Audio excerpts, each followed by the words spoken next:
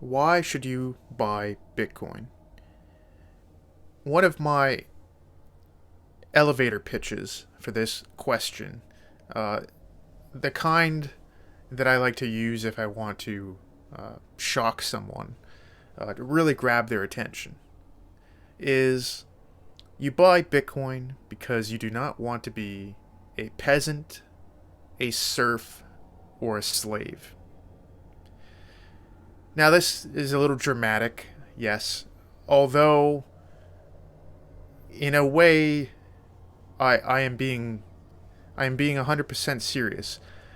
In the long run, I think that those who do not own Bitcoin really will be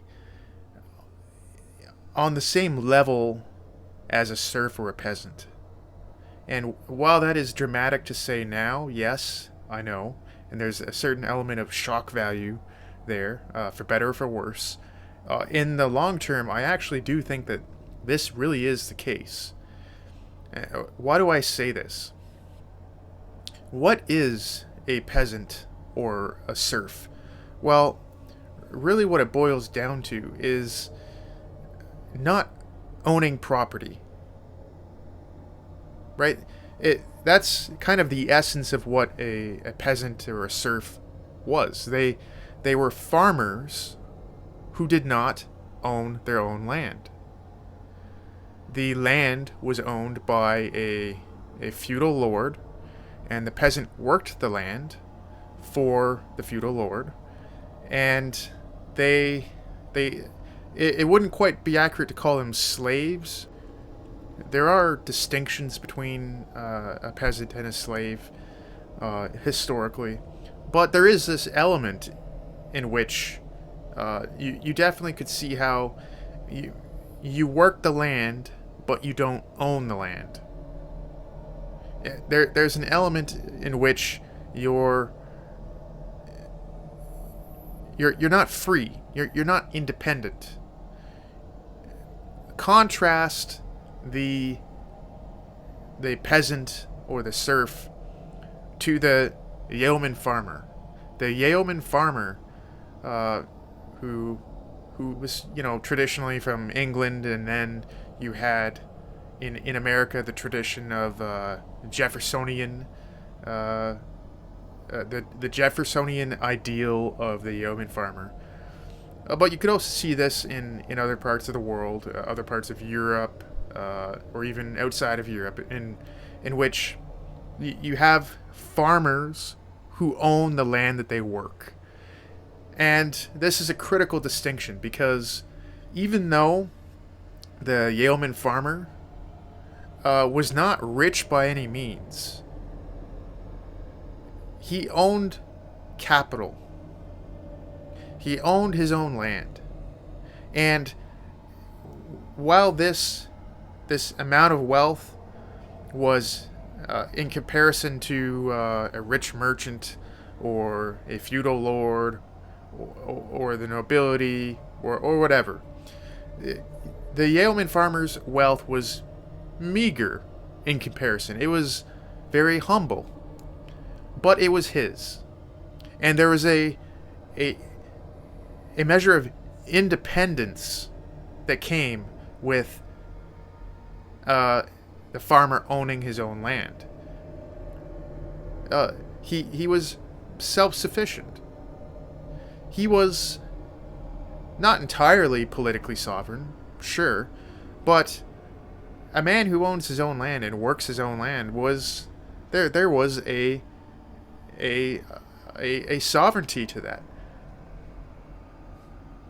Even though he was ultimately subject to a sovereign above him, yes, just the fact that he owned his own land, he owned capital,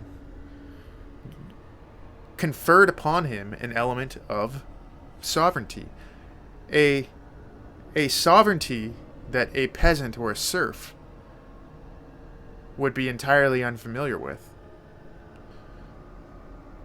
So, we're talking about farmers and feudalism, and we're looking back at history here. we no longer live in this type of world, but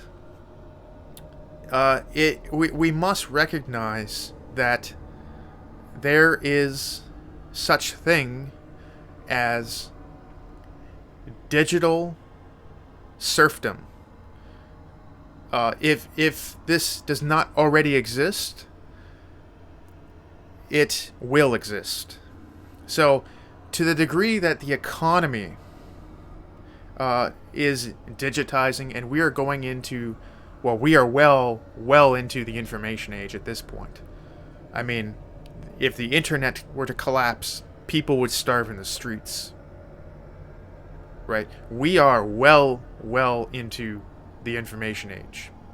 And this trend is likely to continue to grow in one direction. And to the degree that economies, or at least certain aspects of the economy, dematerialize and are essentially uploaded onto the cloud, so to speak, as entire industries dematerialize, as entire bureaucratic infrastructures, as entire marketplaces go online, become digital, there is a sense in which those who do not own Bitcoin, they are not the sovereign owners of Bitcoin, which is the native digital money of this new economy, the base layer unit of account for this economy. That is my central premise. To the extent that you do not own a piece of that in this digital economy, well, you kind of are like the peasant or the serf who labors but does not own the fruits of their labor. They may get paid, but with what? A digital currency that they will have no control over, that they will not be... There will be strings attached. There will be restrictions to the use of whatever CBDC they are paid with. They will, in a sense, be a serf, a peasant, a digital peasant, digital serfdom. Bitcoin is the asset to own in this digital economy that is rapidly expanding. Is being the whole world, everything that can dematerialize into the digital economy is dematerializing into it. And to the extent that you don't own a piece of that capital, you are not independent. You do not have sovereignty. You do not have the same sense of ownership and self-sovereignty that a Yeoman Farmer did in owning their own land. And recognize that it does not take very much to be to have this element of sovereignty by owning Bitcoin. Just as it did not take very much land for a Yeoman farmer to be considered a free man. You know, even if he lived in a world where all sorts of other freedoms were not available to him, and perhaps there was other forms of oppression that he was subject to, just as in the digital world. In this information age, there's all sorts of oppression and that we are subject to. There is all sorts of abuse and tyranny that we have to deal with in terms of privacy. That we live increasingly in a panopticon, a digital panopticon, a terrifying, truly Orwellian surveillance state. And we have to deal with all these things, just as a Yeoman Farmer had to deal with a whole host of different forms of oppression. But at least he owned his land, and at least you own your Bitcoin. And what's more, you have much more power to defend what you own than the Yeoman Farmer did to defend his property. At the end of the day, the thing about real estate, you can have a deed that says that you own that land, but if Chairman Mao comes up and says, "Oh, that is ours now," there's nothing you can do about it. A deed does not matter. A deed is just a piece of paper. With Bitcoin, no one can confiscate it. Chairman Mao can come up and say, "Your Bitcoin is now mine," and you can just say, "Nope." Bitcoin is the type of property that a simple man can own and defend against the most powerful opponent, as long as that man knows how to properly store his Bitcoin, how to properly custody it. If that is done properly, that man is he has sovereign control over his wealth. And in this information age that we live in, and which will continue to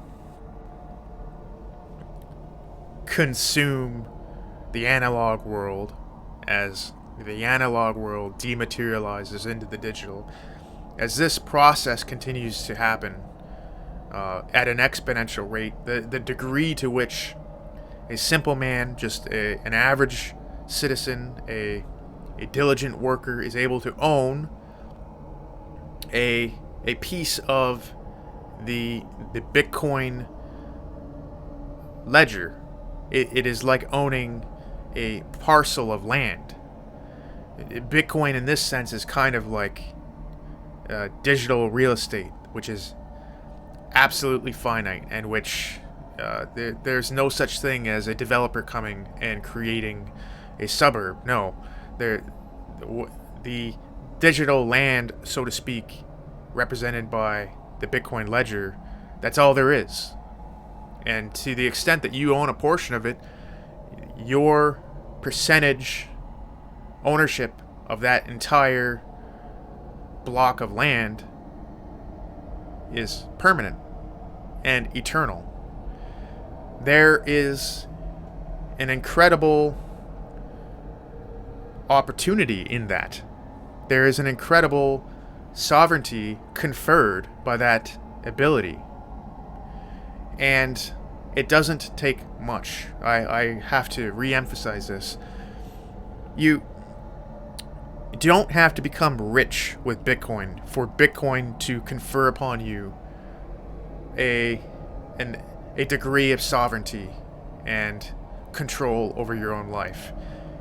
Even if you do not ever accumulate enough Bitcoin, you don't accumulate it early enough, and you don't accumulate enough of it to become financially independent. And you still have to go to work every day, and you still have to earn a wage and keep the income coming in. At least if you own some Bitcoin, though, at least you have that sovereign ownership of